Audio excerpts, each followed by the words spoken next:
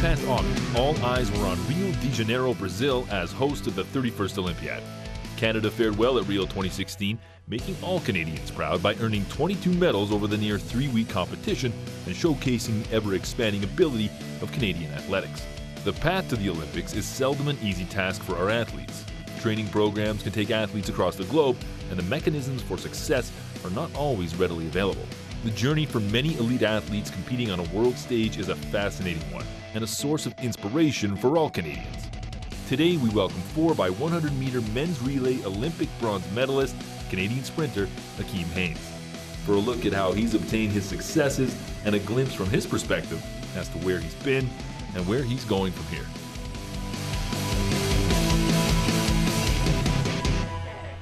Hey Calgary, I'm Kevin Chorney. Thanks for joining us tonight. As the intro alluded to, I am joined tonight by Akeem Haynes.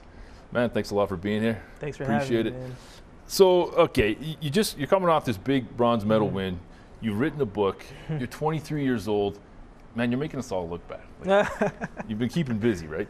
Keeping pretty busy. I like to go after what I want. A lot of things I want, so I act on it and worry about the risk and stuff later. Worry about the. And I've heard your story, right? Mm-hmm. And you've had quite a remarkable story. A quote that comes to mind is from a guy named Charles Swindle. I don't know if you're familiar with the guy. I'll paraphrase what he said, though. He said, the more I live, I realize the impact of attitude in life. He says that life is 10% what happens to you and 90% how you react to it. Is it fair to say that essentially is you? Are you living proof of those words, do you think? Yeah, I think I definitely wholeheartedly believe so, because what goes on in your life and how you respond to it is your choice. So I feel like things that I've been through in my life, it only made sense for me to not be stuck in a situation. I made a promise to myself a long time ago that if I didn't like where I was, then I was going to do whatever I could to change that. And physically I knew that I could do it. Yeah. Mentally I had to make sure that it comes in par. You got to tell yourself that you can do it up top before it manifests on the outside. Wise words for a 23-year-old, I got to say. You relocated from Jamaica in 1998. I think you're about, 6 or 7 years old at the time. Your new home is Yellowknife. I mean, I'm bummed out just thinking about it, climate-wise. Yeah.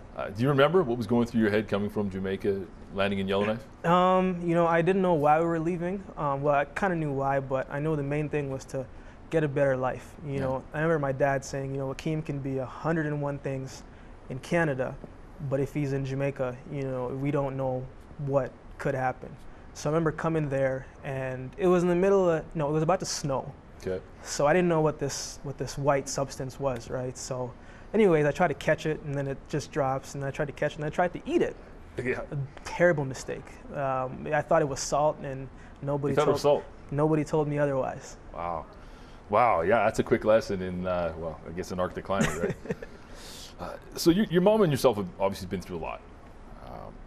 Tell me about your life in Calgary shortly after the move from Yellowknife. I think you're about 10 years old at the time. Yeah, so we came to Calgary. My mom was seeing someone, and we came all together. Okay. And then, for whatever reason, they probably got into something, I don't know, and he kicked us out in the middle of the wintertime.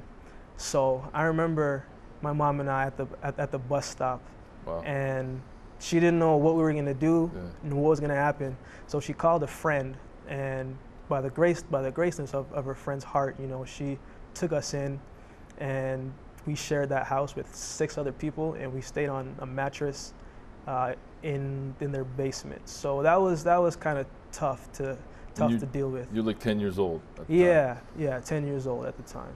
So, frankly, your mom reminds me a lot of my mom in her selflessness. Mm-hmm. She sounds like an incredible woman.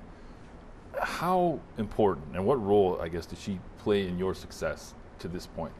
My mom taught me a lot of invaluable lessons without actually telling me, which means that I watched her work 3, 4 jobs. I watched her come in tired, and then she would find a way to go to her next job, and she would continue doing that. So when I saw that, it kind of taught me complaining doesn't get you anything. My mom would complain, but she would go out and do the things that she's complaining about. Mm-hmm.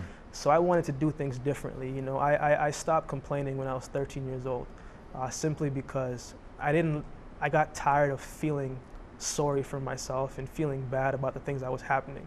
So once I started owning my story and accepting everything that's happened and where I'm at right now, yeah. I just made a conscious decision that I was just going to change that. So let's fast forward then a little bit. You ended up at I think Crescent Heights High School. Yes, is that Crescent right? Heights. Yeah. You don't exactly see too many tracks at too many Canadian high schools. Yeah. So how did this all come together? How did you end up running track? So at Ken Rose, who's one of my really good friends, and I owe that guy a lot. I was playing football. That's all I wanted to do was focus on playing football, and I was doing well. I was making some teams. I made the under-17 team. Running back, you catching balls, receiver, what are you playing? I was doing everything, man. I kicked, I punted, I was playing running back, I played defense. I just played it all. So Iron Man. Nice. So he wanted me to run track, and I'm just like, you know what, man, I don't really want to. I just want to focus on football. And he was like, well, if you run track, it'll get you faster for football. Still, I'm like, you know what, no, not really. I just made the under-17 team. I didn't want to risk injury. Sure. So he contacted my mom. So had mom lean on you. So they were talking. I remember I came home. He was at the house, and I walk in the door. I'm like, what is this guy doing here? What are you doing here? So then he leaves, and my mom's like, I think you should give track a try. I'm like, Mom, I don't really want to. And then she says, well, at least will you do it for me? And if Mom says that, you kind of have to do what Mom says if she asks you for her. See, that's a good son, man. There's a lot of sons out there that can learn from you a lot. So that's how it started, and then in the 11th grade I took it seriously, and that's when I knew that I could get somewhere with it. Just exploring my options. I had no visions of going to school in America. So when that actually became a reality, I just kind of used the tools that I had to try to get there. I want to talk a little bit more about your experience in the States in just a sec here, folks. We're going to jump to a quick break and check in with the Rant Pack. Stay with us.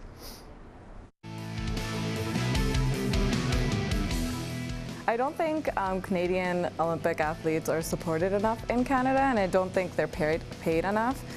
And I don't think they have any initiative really to do good because they're not paid for it, and they work their butts off and they don't really get anything for it. No one's cheering for them. Like, the only Olympic athletes I know of are American just because they celebrate them way more. And I feel like to make it more important in Canada, we should celebrate it way more and showcase it way more and financially support them way more. Well spoken, Jennifer. Hard to argue with that. We'll get into that, but first I want to talk a little bit about your collegiate experience in the States. So you ended up, fast forward a few years, you're out of Crescent Heights, you ended up at the University of Alabama. What's it like from a guy from Calgary as a collegiate athlete in Alabama? Well, I went to a junior college called Kansas first. Yeah, right? Barton Community College in Kansas, and how I got there is a different story by itself. But well, how did you get there?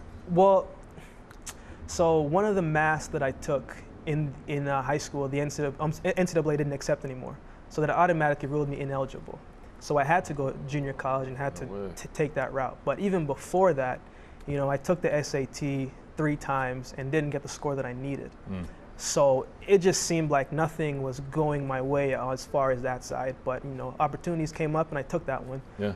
So when I got to Alabama, it was interesting. It was definitely a shock as far as the humidity was just ridiculous. So, and you're training at 1 p.m., which is in the midday of like everything, and there's no shade and there's no, it's hot. The water you have turns to hot water.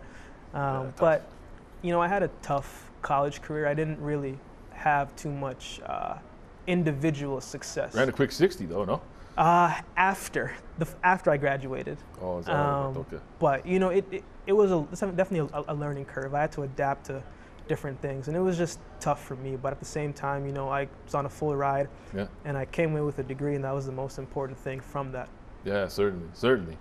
So, somebody in your shoes in the future, would you recommend, if you got to do it, go the junior college route, get the academics where they need to be, and then weigh your options? Is it a path that you recommend for the future? Yeah, the biggest thing I would say is make sure that you're paying attention in school. Yeah. Your talents can take you places, but if you don't do your work outside of school, your talent's gonna go unwashed. Like, nobody's gonna care if you can't be eligible to compete. And are you speaking at schools nowadays as well? Yes. So tell me a little bit about this program. So I'm involved in a foundation called Classroom Champions. Yeah. So Classroom Champions is owned by a guy named Steve Messler. Steve Messler is an American Canadian, but we're not going to give him slack about the American part. Fair enough, sure. And he's a gold medalist 2010 with the 4-man bobsled. Cool. So, you know, his whole idea was he would go into school and he would talk and he wouldn't know if kids would respond to the talk or not, and he didn't like that.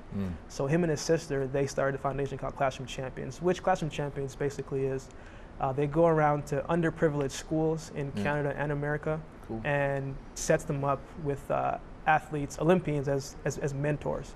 So, you know, through technology. So 1 month he'd talk to them about perseverance, 1 month he'd be talking about healthy living, next one fair play. So that's the thing that I'm doing right now. This goes leaps and bounds beyond, you know, Joe Schmo walking into a class and talking about his local experience. Like, we're talking elite athletes here. Yeah. You must get a lot out of that, I would think. You certainly walk the walk. I do, but I also get a lot from them. Yeah.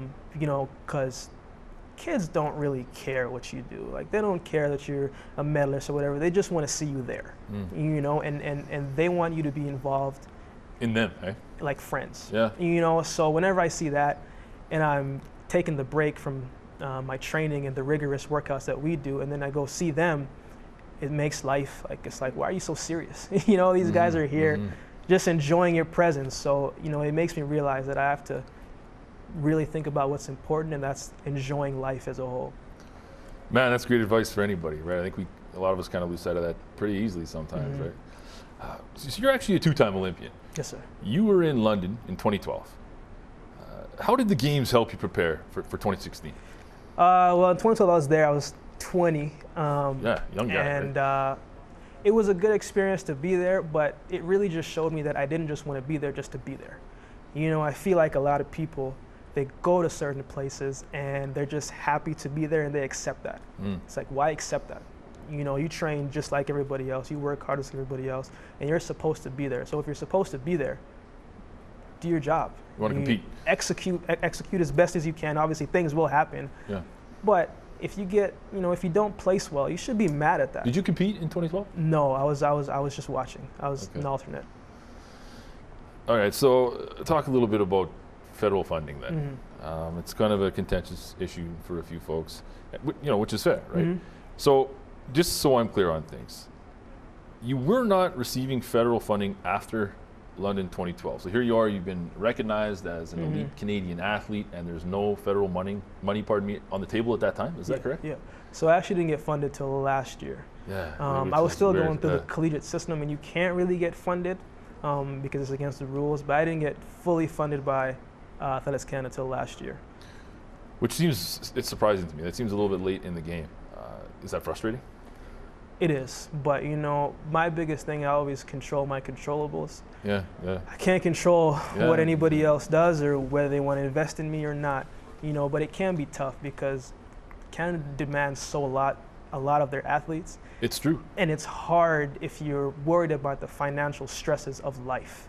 You know, not to mention if you have a kid, that makes it even more stressful, and knowing what you're going to eat next. You know, I've been there. It's not a good feeling. Like, I was reading, it was bad for you, man. I was reading you were living on the floor on a mattress in a training partner's apartment for some time. You know, it was you know, I'm a firm believer in, you know, you have to take risks. Yeah. And I've already been at the bottom before in my life. You know, a lot of people talk about, you know, their bottom. Try to glamorize it. But you have to ask yourself, what is your bottom? Yeah. You know, so for me, I've already had nothing. So when I decided to go to Phoenix, I knew how hard it would be. And I said, okay, well, I have nothing to lose. I've already been at the bottom, so it wouldn't hurt to be back there. So, but I had a really good roommate who was very understanding, and also Job at Wana. You know, he was very understanding. Oh, that's great, man. I mean, yeah, wow. I'm learning a lot. You know? We're going to jump to a commercial break. Folks, stay with us.